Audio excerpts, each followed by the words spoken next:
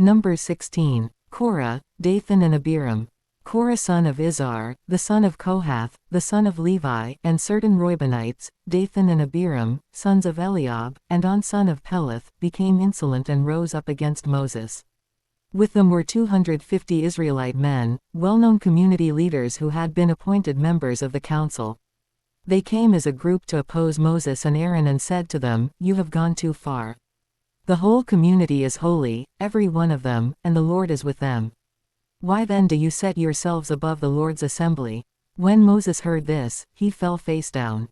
Then he said to Korah and all his followers, "In the morning the Lord will show who belongs to him and who is holy, and he will have that person come near him. The man he chooses he will cause to come near him. You, Korah, and all your followers are to do this: take censers and tomorrow put burning coals and incense in them before the Lord. The man the Lord chooses will be the one who is holy. You Levites have gone too far." Moses also said to Korah, "Now listen, you Levites. Isn't it enough for you that the God of Israel has separated you from the rest of the Israelite community and brought you near himself to do the work at the Lord's tabernacle and to stand before the community and minister to them? He has brought you and all your fellow Levites near himself, but now you are trying to get the priesthood too. It is against the Lord that you and all your followers have banded together. Who is Aaron that you should grumble against him?" Then Moses summoned Dathan and Abiram, the sons of Eliab. But they said, "We will not come. Isn't it enough that you have brought us up out of a land flowing with milk and honey to kill us in the wilderness? And now you also want to lord it over us. Moreover, you haven't brought us into a land flowing with milk and honey or given us an inheritance of fields and vineyards. Do you want to treat these men like slaves? No, we will not come." Then Moses became very angry and said to the Lord, "Do not accept their offering.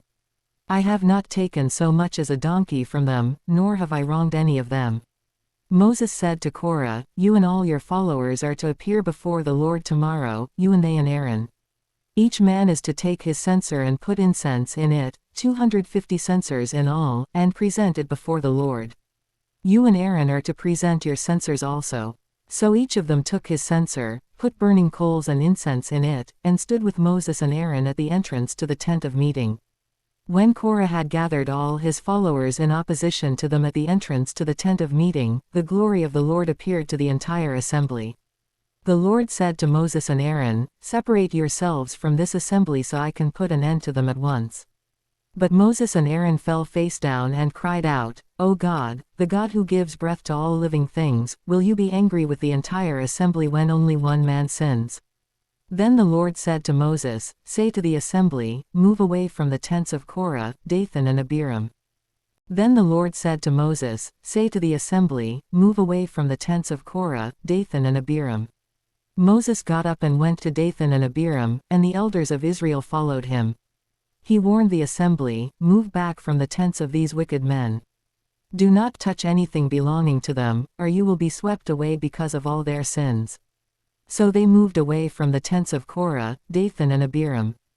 Dathan and Abiram had come out and were standing with their wives, children and little ones at the entrances to their tents.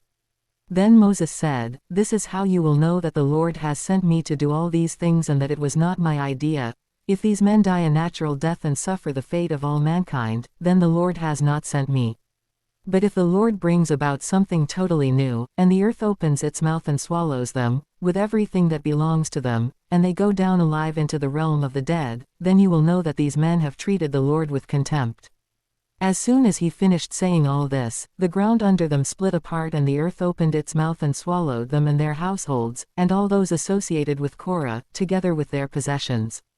They went down alive into the realm of the dead, with everything they owned. The earth closed over them, and they perished and were gone from the community. At their cries, all the Israelites around them fled, shouting, "The earth is going to swallow us too." And fire came out from the Lord and consumed the 250 men who were offering the incense. The Lord said to Moses, "Tell Eleazar son of Aaron, the priest, to remove the censers from the charred remains and scatter the coals some distance away, for the censers are holy, the censers of the men who sinned at the cost of their lives. Hammer the censers into sheets to overlay the altar, for they were presented before the Lord and have become holy. Let them be a sign to the Israelites." So Eleazar the priest collected the bronze censers brought by those who had been burned to death, and he had them hammered out to overlay the altar, as the Lord directed him through Moses.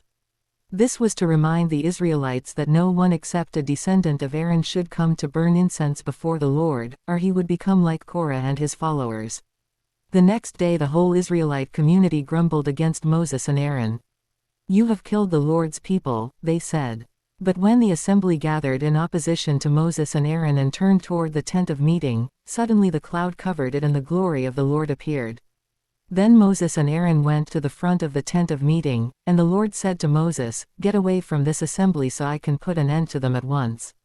And they fell face down. Then Moses said to Aaron, "Take your censer and put incense in it, along with burning coals from the altar, and hurry to the assembly to make atonement for them.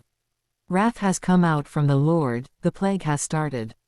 So Aaron did as Moses said, and ran into the midst of the assembly. The plague had already started among the people, but Aaron offered the incense and made atonement for them. He stood between the living and the dead, and the plague stopped. But 14,700 people died from the plague, in addition to those who had died because of Korah. Then Aaron returned to Moses at the entrance to the tent of meeting, for the plague had stopped.